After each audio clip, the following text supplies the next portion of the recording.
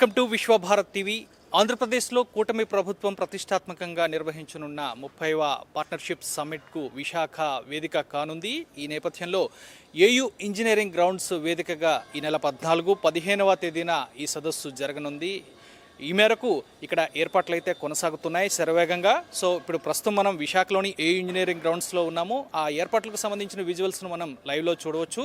ఇక్కడ ప్రతిష్టాత్మకంగా అయితే ఏర్పాట్లను కొనసాగిస్తున్నారు. ఈ పార్ట్నర్షిప్ సమ్మిట్లో సుమారు 9.8 లక్షల కోట్ల పెట్టుబడులే లక్ష్యంగా పెట్టుబడులను ఆహ్వానం, తద్వారా ఎంఓయూలు కుదుర్చుకోనున్నట్లు ఇప్పటికే ప్రభుత్వ వర్గాలు వెల్లడించాయి.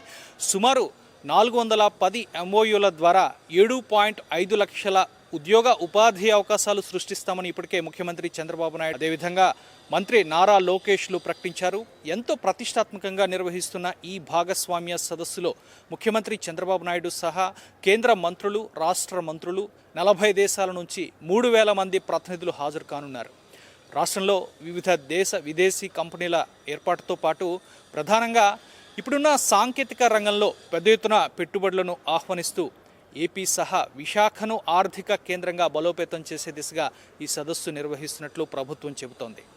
ఇక ఈ సదస్సు నేపథ్యంలో ప్రధాన వేదిక వద్ద ఏర్పాట్లు సహా విశాఖలో సుందరీకరణ పనులైతే శరవేగంగా కొనసాగుతున్నాయి. ఇందుకు సంబంధించి 42 కోట్ల రూపాయలు వెచ్చించి సిఐఐ ఆధ్వర్యంలో విజయవంతంగా నిర్వహించేందుకైతే ఏర్పాట్లను కొనసాగిస్తున్నారు.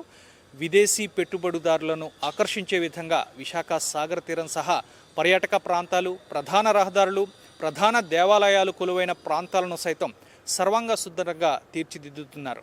మొత్తం మీద విశాఖలో పార్ట్నర్షిప్ సమ్మిట్ను గ్రాండ్ సక్సెస్ చేసే విధంగా అధికార యంత్రాంగం ఏర్పాట్లలో నిమగ్నమైందని చెప్పవచ్చు.